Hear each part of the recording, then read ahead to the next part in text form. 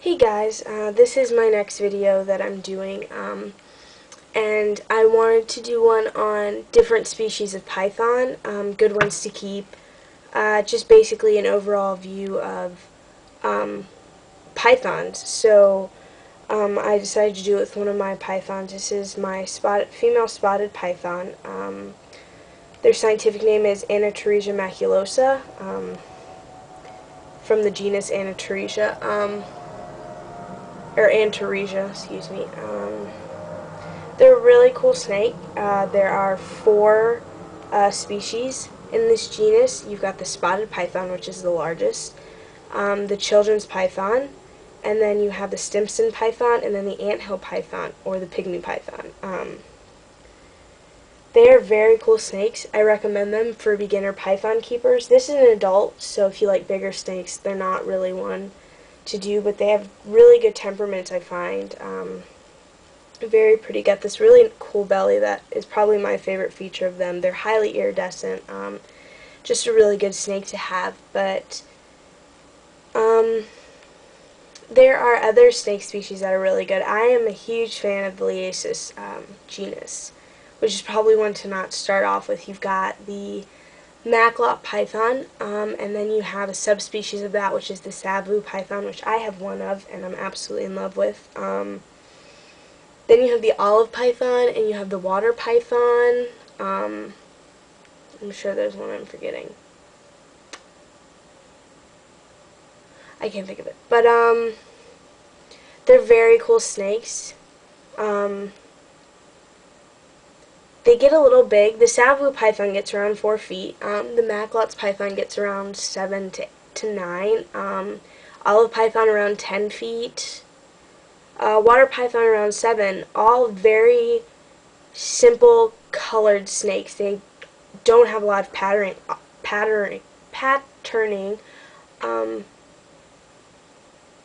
Olive pythons are olive colored with an ivory belly. Water pythons are brown that goes into a yellow belly.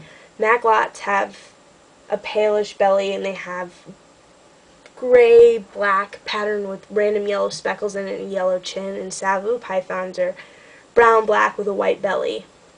So it's pretty much the same style. The thing with the Liasis genus that a lot of people don't like is they tend to be a little more temperamental, especially Macklots. I personally love them. I wouldn't recommend them for starters. Obviously, the best python species to start off with is the ball python, but I actually don't really like them that much. I outgrew them really quick and wanted to do stuff different that a lot of people didn't have. You've also got the blood python. You've got the Sumatran and the Malaysian, and then you have the Borneo shorttail. I think they're cool snakes, very heavy-bodied snakes. I mean, they get around the 4-foot mark, but have huge body girth. They also tend to have really nasty temperaments as babies. It's a typical blood temperament. It's just nasty, which they can be tamed out of. I mean, I've seen bloods that are tame as puppies, but it takes handling and it takes getting bit. So I don't recommend. Not to mention, they're not as hardy as other species. They're still pretty hardy, but not like a ball python. You've got, the reticulated python and the Burmese python, which are very large. You've got the African rock python. All very big snakes that should be avoided for starters, but are cool animals. With unique patterns, and retics are actually thought to be the smartest snake on the planet, and they have the ability to recognize their owner in a separation of other human beings.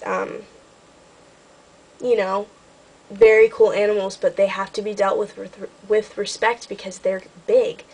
I knew I was going to forget stuff, so I pulled up my little cheat sheet.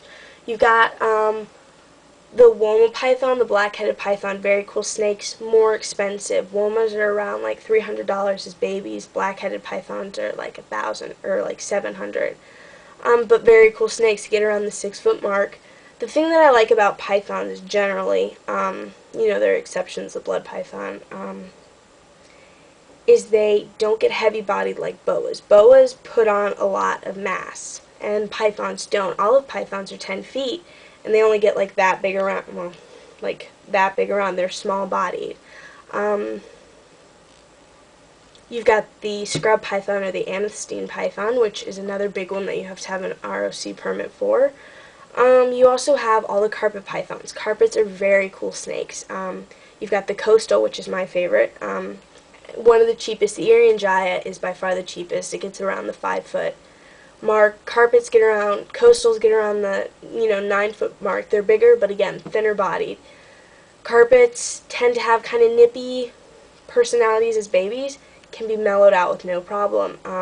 You've got the jungle and the jaguar, which are very cool. Jaguar, I believe, is a color mutation. Jungle is an actual species. I'm not 100% certain on that. But then you have the diamond carpet python. Cool snake. I know those tend to be a little more aggressive, I believe, but I really like carpets. I think they make great pets. You have the breadlie python, which is technically not in the genus Spilota. It's not.